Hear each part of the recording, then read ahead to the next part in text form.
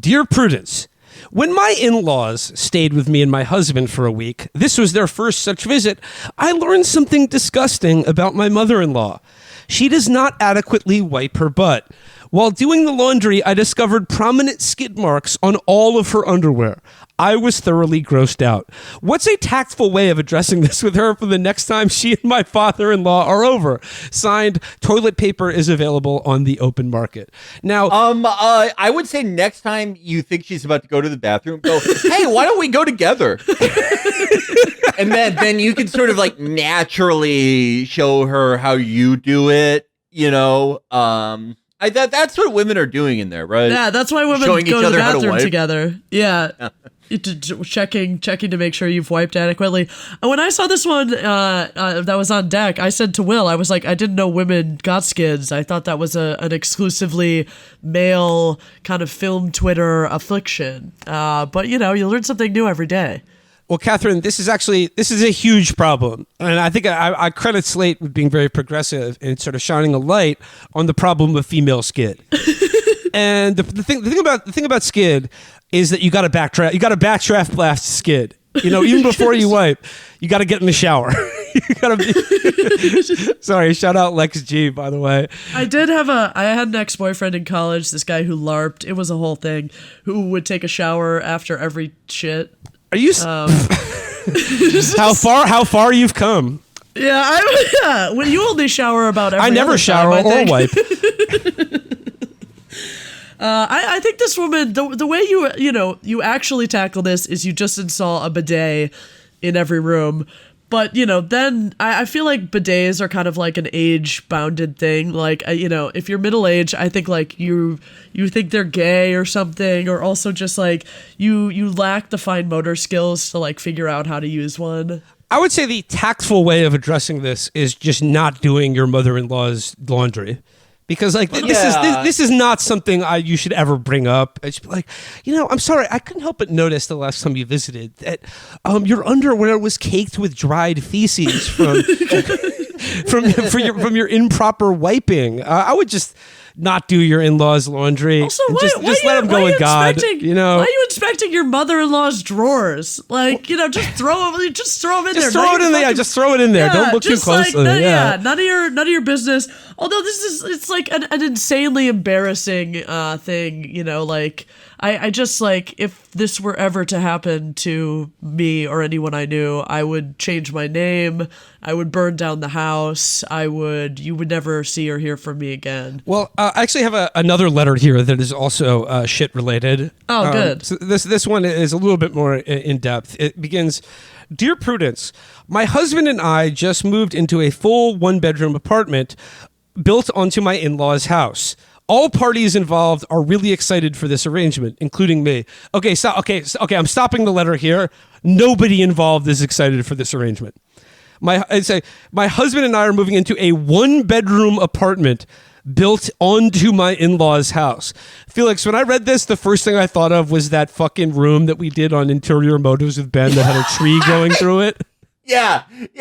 This is a very medieval arrangement. Like, Jesus. Between, like, the woman washing her grandmother's, like, skidded caftan? Is that the garment? Sure, why not? Okay, you'd have to have serious skid problems if you got a skid mark on a caftan. Aren't they sort of like loose and billowy, you know? Like how you have to have a huge ass if that's riding up on you. Well, I mean, I think of it as like a Homer and the Moo type situation. Yeah. Moo is similar to a caftan, yes. Where are these people located, by the way? It does not say. It does not say. Okay. ASL? Yeah, Phil, you're right. I mean, this does sound once again like something out of the Canterbury Tales. Like, you know, you've been put in an arranged marriage, and the family of the daughter can put you up in the stables next to their house, and everyone is really excited for this arrangement. So she says, I'm running into one uncomfortable issue with my brother-in-law, Ben, who also lives in the house. Good this Lord. sounds like a nightmare.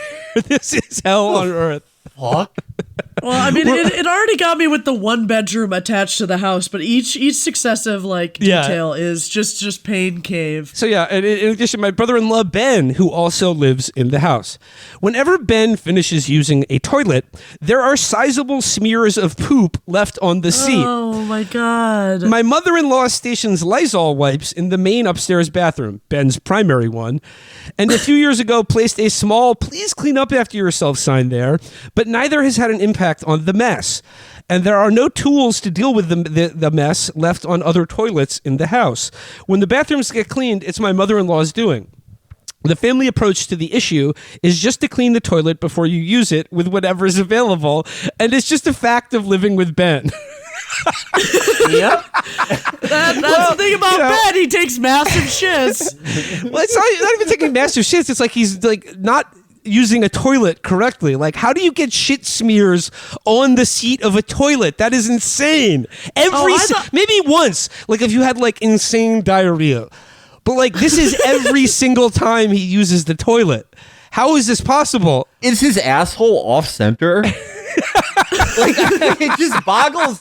Everyone's had a dirty Monday once in a while, where you for whatever reason, like you jumbled things up in there and it got places you never imagined. It's like when a baby blows out its diaper and it like goes all the way up their back. But if it's every single time, I don't know. He may have been assembled wrong.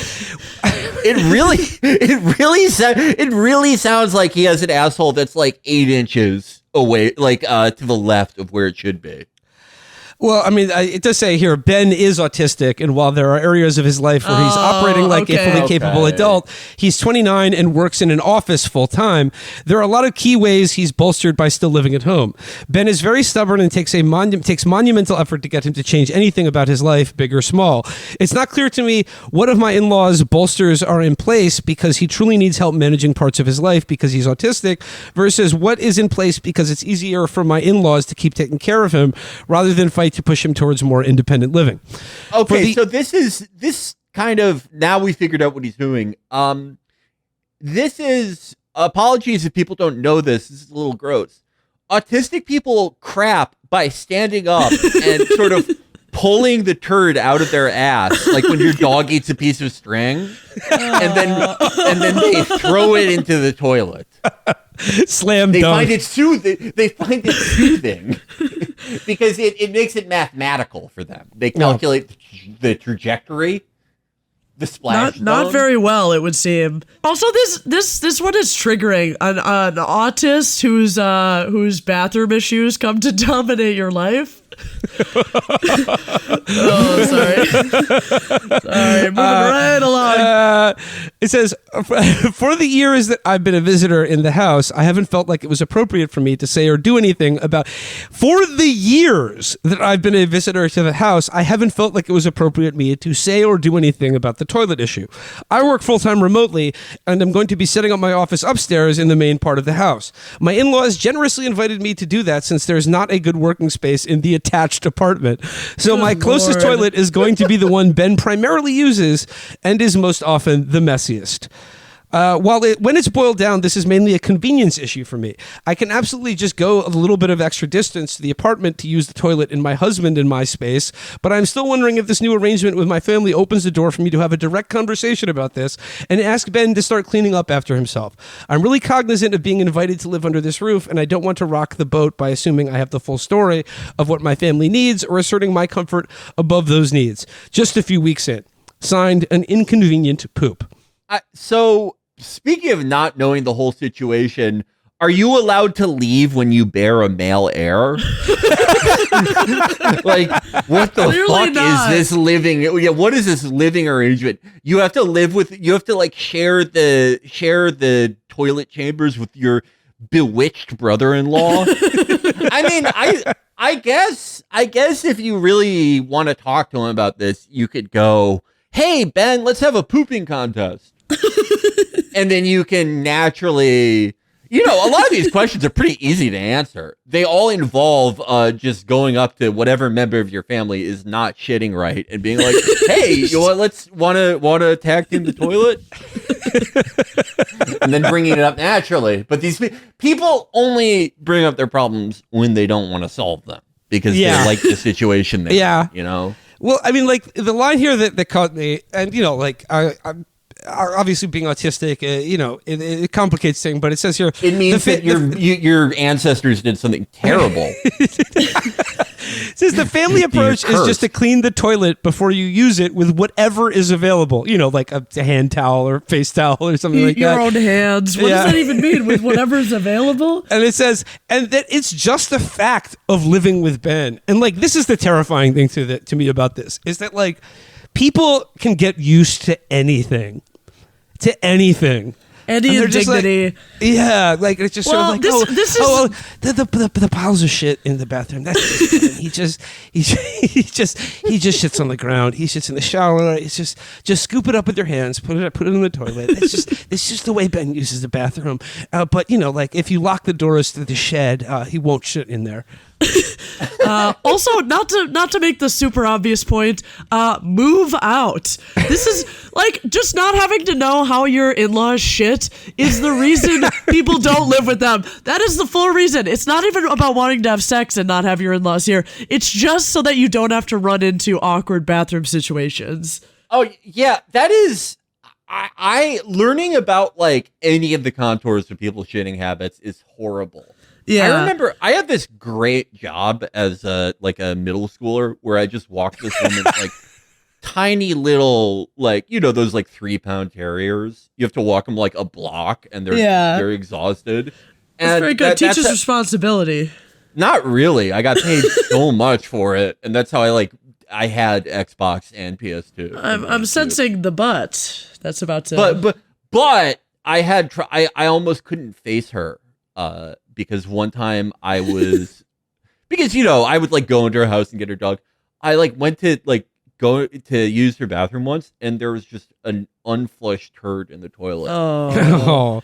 And it was like, now I know this like intimate detail about this. Like, I know. Now like, I know she shits occasionally. Well, no, it's not like, you know that everyone shits, but like knowing, okay, what kind of volume are you regularly working with? Color, consistency. It's too intimate. Yeah, it's too intimate. No, yeah, it's best to leave it up to the imagination. It's best for, you know, people's movements to be an abstraction. Do you think this is going to be a problem for Taylor Swift and Travis Kelce though? Oh, you know he's left some skids in her toilet bowl. you know he be shitting like crazy. You think when he drops a big one, he's like, boom, shakalaka, boy? Damn, girl, shock me like an electric eel. So I think the answer to this letter writer's question is just, I don't know, take the padlock off the shed and leave. Just flee the shit house. Yeah, inform the police about what's going on so this doesn't happen to another couple. You remember that German guy who he kept his daughter imprisoned in that like basement dungeon? I believe he was Austrian, but yeah. Like, it's not the same thing. Like, come on. You remind me of my friend who got a 23andMe and he was like, my whole life I thought I was Danish and it turns out I'm Norwegian. And it's like, oh, I bet that explains everything for you. That's a real white guy in either Minnesota or Illinois shit. Yeah, but that is, the living arrangement reminds me of that horrible Austrian guy who got a medal for doing that from Austria. The good dad medal.